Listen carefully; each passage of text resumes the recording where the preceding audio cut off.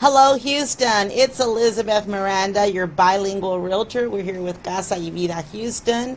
And welcome, and thank you for being with us. We have our guest today is Susie Condelopoulos. Welcome, Susie. Thank you, Liz. Thank you for having me. I'm so excited to be here with you today. Yes, and I also want to announce that actually Susie has become our official sponsor for the show. So I definitely want to thank you for that, Susie. Thank you for believing in our program, and thank you for being part of bringing information to the community about real estate. I really appreciate that. I'm really excited to partner with you, Liz. I'm looking forward to getting the message out, all the information that you have and I have for the community. I know that they need the information, and we're ready to provide them with that information and get them ready for home ownership. So thank you for inviting me to partner with you. It is such an honor. Oh, you're very welcome. We're so excited. Well, Susie, we had you here 2 weeks ago, and 2 weeks ago we talked about the first step of buying a home. And as we explained last time, the first step is to get pre-approved. And you told us that could be done in as little as 24 hours. So that kind of that's good to know, right? But I know, of course, that the whole process itself takes a lot longer. I mean, actually buying a home can take you, a month or 2 months or even 3 months, right? Depending on certain things. That is correct. Right. So what I want to do today is I want to talk about the entire process. What does it take to buy a home? Everything from from the beginning to the very end. So let's start again, for whoever wasn't here last time, let's talk again about the pre-qualification, pre-approval, the first step. Take us through it. Okay, so the first step that someone wants to do when they buy a home is they really need to go through their pre-qualification process. That's the first step. So that means making an application, providing a lender with all of your information. You want to provide them with your basic information, name, phone number, an application, so that the lender can pull your credit and see what the scores are. Right.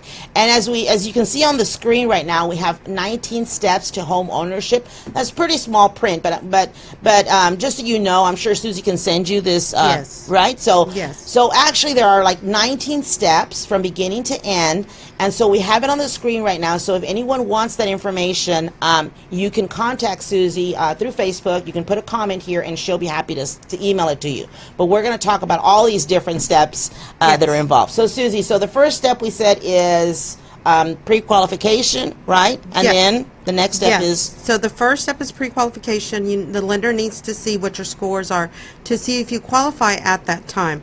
And that means, do you qualify with the credit score? Do you have the minimum credit score?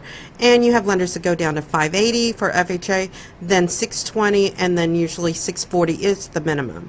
Then at that point, you will go into the pre-approval process. If you do meet the minimum score, then you will need to provide the documentation so that the lender can actually pre-approve you and give you a pre-approval letter. All right. And then what is the next step once you get a pre-approval?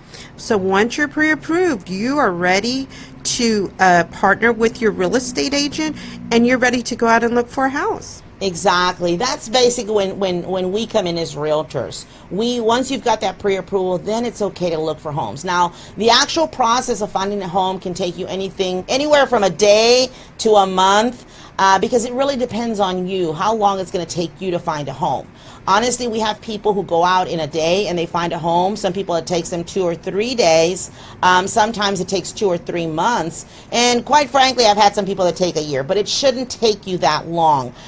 Because nowadays people start their search online, and so they're online looking at homes, and by the time you actually go out and look at homes, you have a pretty good idea of what you're looking for. And so that shouldn't be, it shouldn't take you that long. I have found, Susie, honestly, that nowadays it takes people maybe 1, 2, 3 times to find a home, because they've already done all their homework basically before they go out on the home search. Yes. Right. And then after that, actually the next step is the contract. Right. So we find a home for you, and once we find the home, then we make an offer. And as far as an offer, we type up the offer. We send that in with that pre-approval letter that you got from Susie or your lender. We send it in. We send it into the seller's agent, and we negotiate the contract. So Correct. once we reach an agreement, sometimes we don't reach an agreement, right? Sometimes we have to make several different offers before we actually get a contract. Exactly. But once we get that contract, then we, finalize the final contract.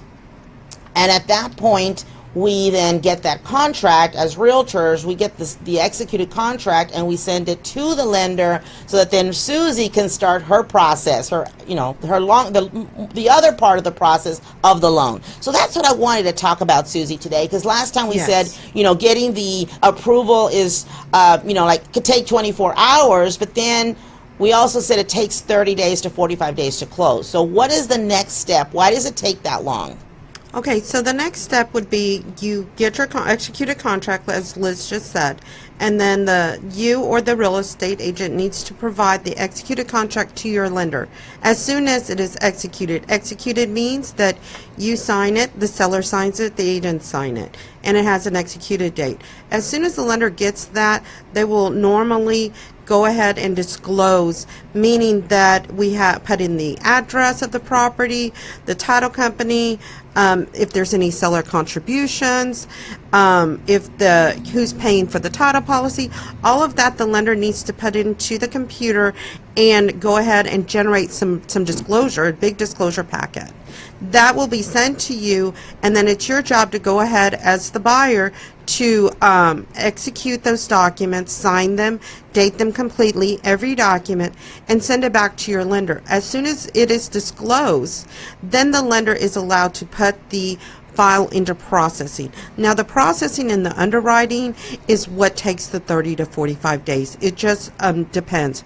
Normally, most lenders will do their best to close you within the 30 days. Once in a while, it will go out to about 45 days if it's an FHA loan, or depending on if something comes up with the property. So during that process, the processor on the loan, which every lender has, the processor will order your title work, will order your appraisal.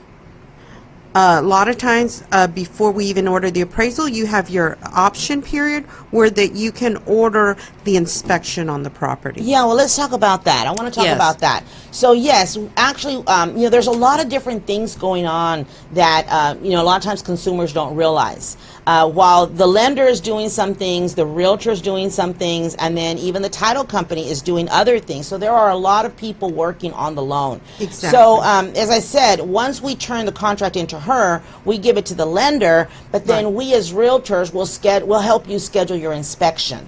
So Yes. we let them do their work, and we want to inspect that home. Now, usually we usually will ask for what's called an option period. An Yes. option period is basically, as realtors, we'll ask on your behalf, we're going to ask the seller to give you 7 to 10 days. I usually ask for 10 days Yes. for you to make inspections of that home. And then Correct. you do pay a small fee, usually usually $100, something, in that range. And that gives you 10 days to do inspections. So we'll help you schedule the inspection. We'll do a full, we want to do a full house inspection and also a termite inspection. Yes. Now, if anything were to go wrong during that inspection, go wrong. In other words, if you find anything major, if you find any major problems with the home during that option period, those 10 days are called the option period, Right. then you can get out of the home. And then at that time, we would let Susie know, hey, Susie, or Right. whoever the lender is, Susie, we don't want to go forward with this contract because there were issues. Now, sometimes you find some small issues during the inspection, and if we do, then we would negotiate repairs. So as your realtor, we would work with the seller or the seller's agent to try to get them to maybe take care of some of those repairs. If Right. they're small. If they're big repairs, either you're not going to want to buy the home, or they're not going to want to fix them, or the lender's Correct. going to require that they get fixed, and if they don't fix it, we can't go forward. But let's assume that we find some minor repairs, they make the repairs, then we go on to the next stage. That's when I would then tell Susie, I would say, okay, Susie, we're finished with the inspections, Yes. you can go forward and now keep on with the next step. Yes, and so the next step, once we, the realtor lets us know that the inspection period is over, the inspection's done, and we're good to go forward, then at that time, we will order the appraisal as quickly as possible. Most of the time, on an FHA and a conventional loan, you will have to pay for the appraisal up front. That's the only fee that you pay before. That's the only fee that you pay, and then the rest of the fees are collected at closing. So that's the appraisal, title work, inspection, and then we get the file underwritten, and we get our final approval. Okay, well, again, there are a lot of steps, to the process. And so we're going to continue every single week bringing you more information. I know it's a lot of information, but I think you have to hear it a few times and hear the different steps to, for it really to make a lot of sense. Yes. All right. Well, Yes. we're going to go ahead and go to a commercial break right now, and we'll be right back.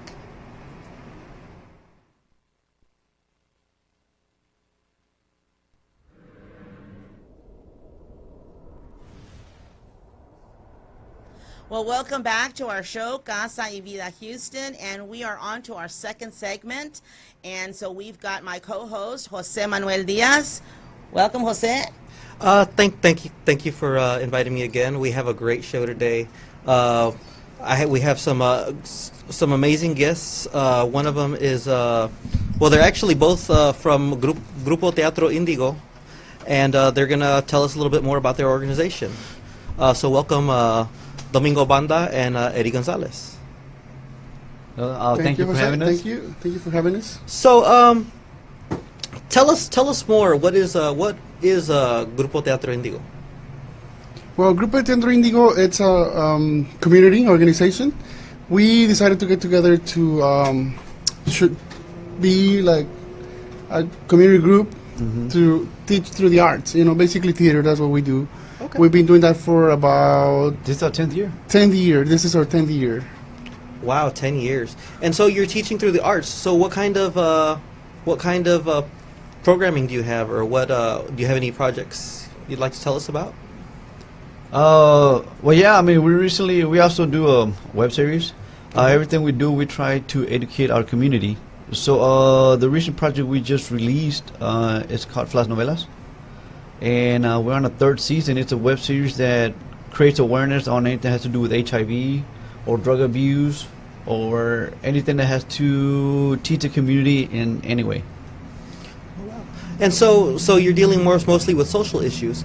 Is there any special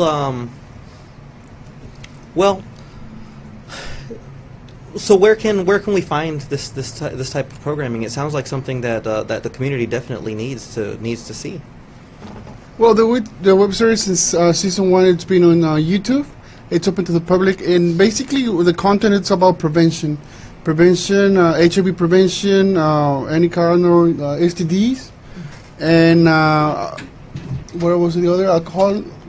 Yeah, we have. issues We touch issues like alcohol, drug abuse, domestic violence, bullying, school shootings, and on this season, we focus a lot on PrEP, which is a new medicine to prevent HIV infections.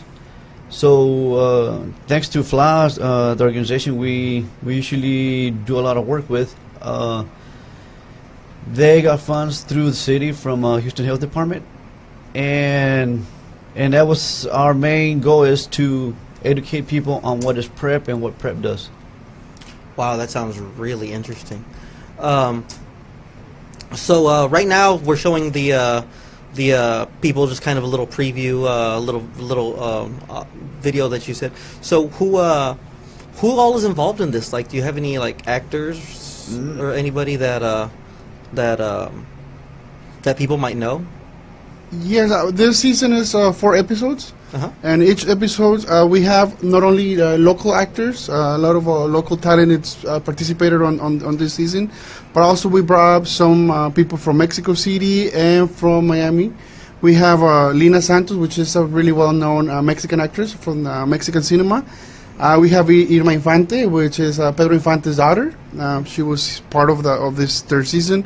We also have Daniel Vitar. He works for Telemundo, and he gave us some time to participate on Flas Novelas this time. Yeah, We also were lucky enough to get people from agencies that actually have worked for Hollywood, which is young actors like Christopher Alvarenga, Christian Rivera, and Rafael Gantley. They actually work on series like, well, the Queen of the South. Queen of the South, Queen of the Rafael South. and Christopher were part of the cast of Queen of the South.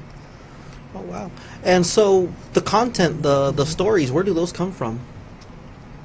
That is a good question. They're based on true stories, true events, basically.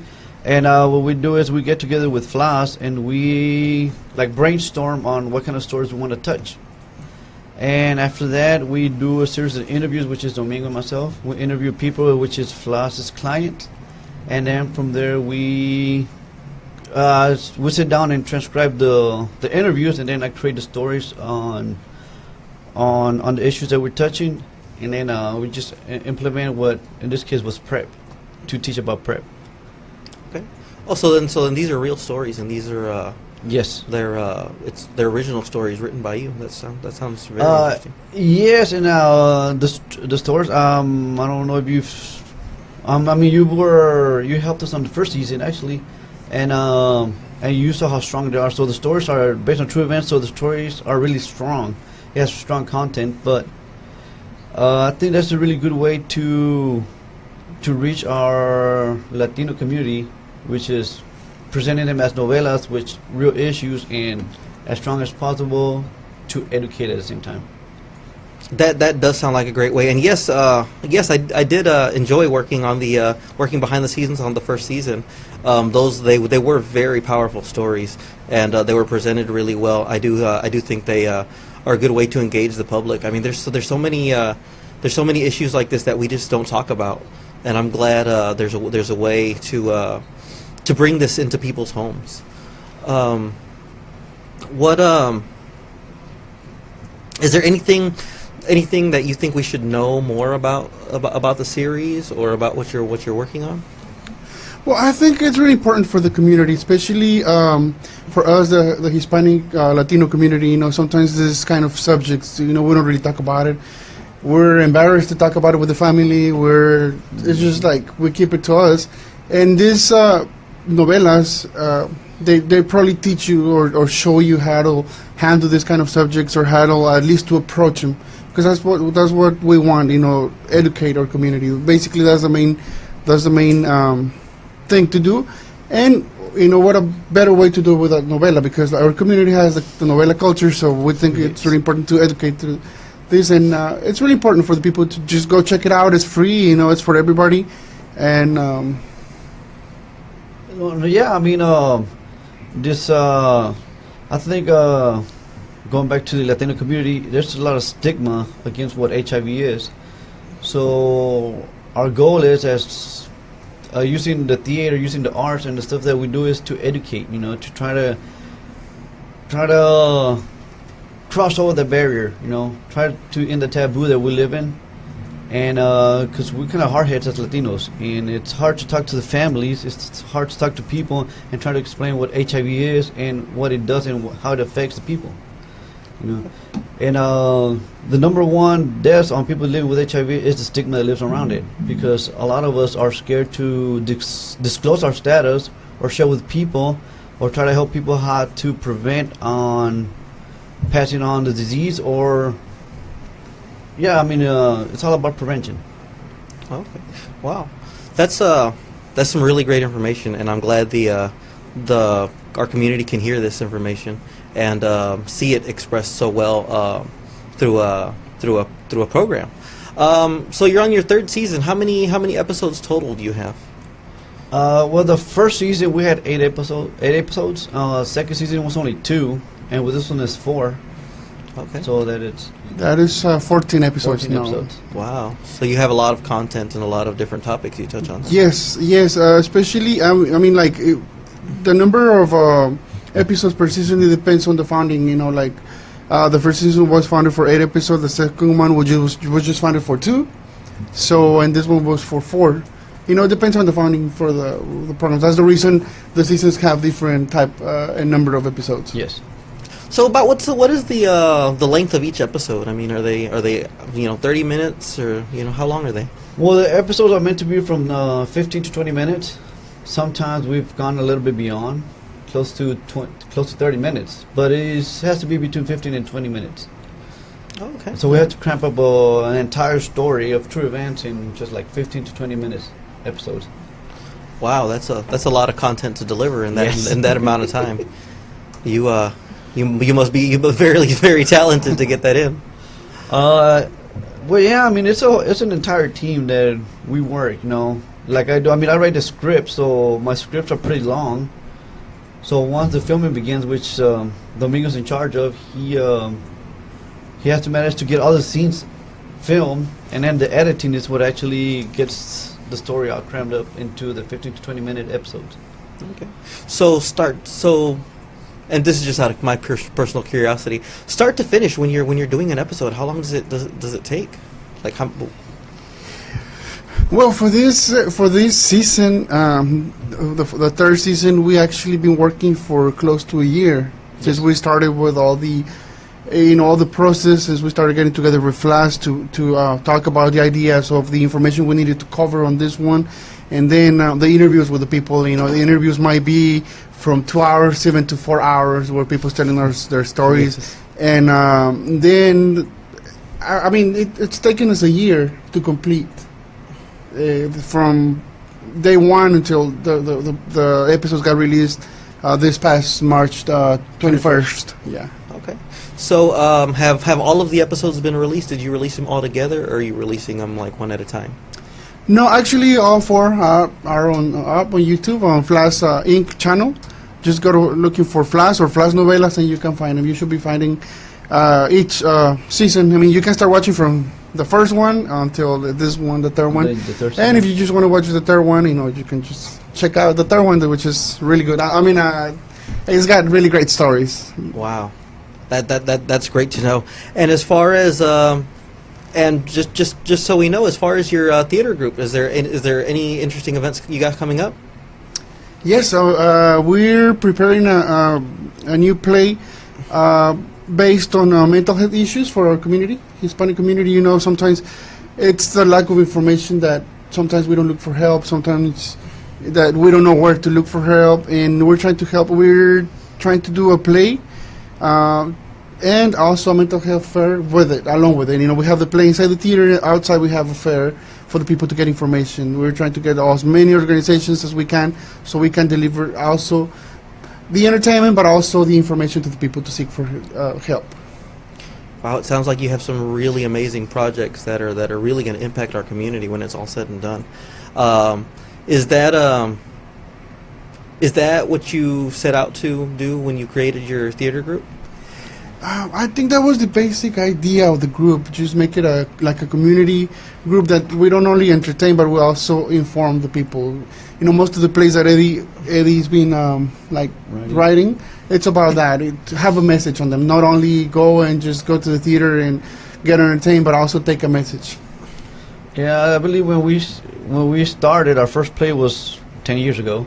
It was really just to raise funds for a Catholic youth group for their retreats. So and after that, we formed a group, and then we decided to do our own, be our own entity, and just do community theater to try to educate people in any way that we can. Okay. And it has worked for the last 10 years, actually. Okay. And your theater group, where can we find more information about them? You could basically under social media. You can go to Facebook and just look at GTI Grupo de Teatro Índigo, Instagram Grupo de Teatro Índigo, and also Twitter Grupo de Teatro Índigo. You can contact us. I mean, if you're interested, whoever is interested on being part of it, it's open. That's one of the things, we welcome everybody to be part of it. Maybe not everybody likes to act, but they like to work behind the scenes, Yes. like production and all that. So everybody's welcome to join us for any project. Oh, so that's great. So you have open castings for anybody in the community that wants to do Yes, something. through this past 10 years, a lot of people has joined us and left us and coming back, and I think that's what we're intended to do, just a community, trying to, we say like stress-free community. That's our group because we want to work just to educate and, you know, of course have the responsibility to do it right, you know, correct for the people. Okay. But anybody can actually come, you know, we all have talents. So if not on stage, maybe behind the scenes. Okay. Well, thank you for joining us. I'm glad to have you as guests. I'm glad that there's these opportunities for the community. So you heard them. If you're interested in acting, you'd like to do something fun that educates the community, Grupo Teatro Indigo, these are the guys. Check out their Flash Novelas. I would like to thank you both for being here. No, thank you for having us here. And I hope you all found this segment informative. Thank you for joining us today at Casa Vida Houston. Thank you.